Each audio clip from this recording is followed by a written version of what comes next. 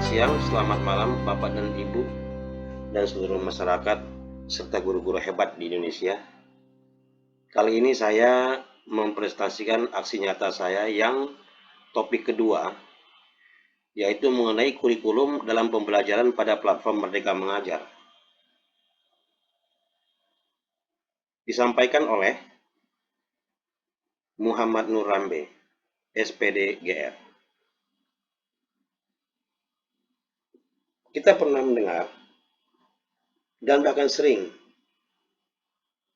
mendengar kata ganti menteri, ganti kurikulum. Begitukah? Mari kita lihat. Sekarang mengapa kurikulum harus berubah? Yang pertama, kurikulum harus menyesuaikan dengan perkembangan zaman. Itu yang pertama. Yang kedua, dikembangkan sesuai dengan konteks dan karakteristik siswa.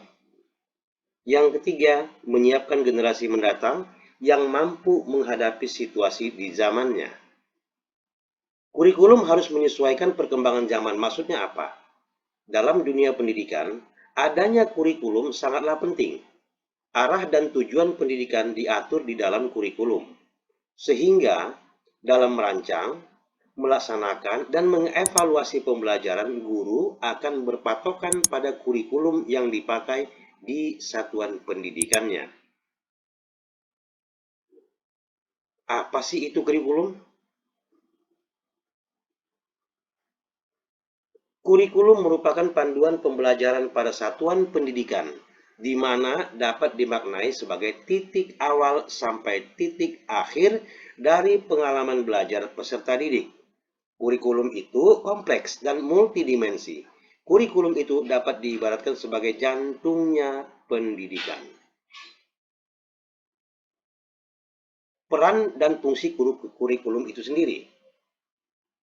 Perannya adalah kurikulum sebagai pedoman dan acuan dalam pembelajaran.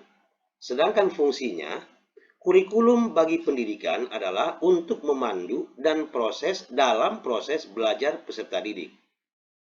Apa sih pentingnya perubahan kurikulum? Kurikulum yang baik adalah kurikulum yang sesuai dengan zamannya dan terus dikembangkan atau diadaptasi sesuai dengan konteks dan karakteristik peserta didik demi membangun kompetensi sesuai dengan kebutuhan mereka kini dan masa depan. Kemudian, kurikulum harus selalu berubah agar sesuai dengan perkembangan zaman tadi. Apalagi masa sekarang ini, ilmu pengetahuan dan teknologi informasi telah berkembang pesat dan pembelajaran akan membosankan tanpa adanya perubahan. Bukankah tugas kita untuk menyiapkan para peserta didik, ini khusus bagi guru? Kita menghadapi zaman yang baru, zaman yang sama sekali berbeda dengan zaman kita dulu. Ki Hajar Dewantara mengungkapkan, pendidikan adalah menuntun segala kekuatan kodrat yang ada pada anak-anak agar mereka dapat mencapai keselamatan dan kebahagiaan yang setinggi-tingginya baik sebagai manusia maupun sebagai anggota masyarakat. Jadi, apakah kurikulum dapat berubah? Kurikulum bersifat dinamis dan terus dikembangkan atau diadaptasi sesuai konteks dan kebutuhan peserta didik untuk membangun kompetensi sesuai masa kini dan masa yang akan datang. Terus, kemudian bagaimana mewujudkannya?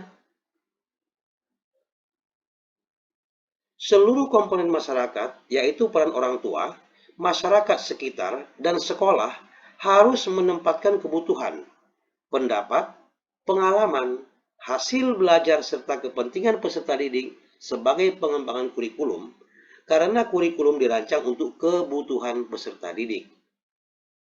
Semangat dan sukses selalu untuk Bapak dan Ibu, orang tua siswa dan masyarakat, yang semoga dapat memahami presentasi saya ini. Serta guru-guru hebat Indonesia, sehat dan bahagia selalu. Amin. Terima kasih. Thank you. Selamat siang, selamat pagi, selamat sore. Terima kasih. Wassalam.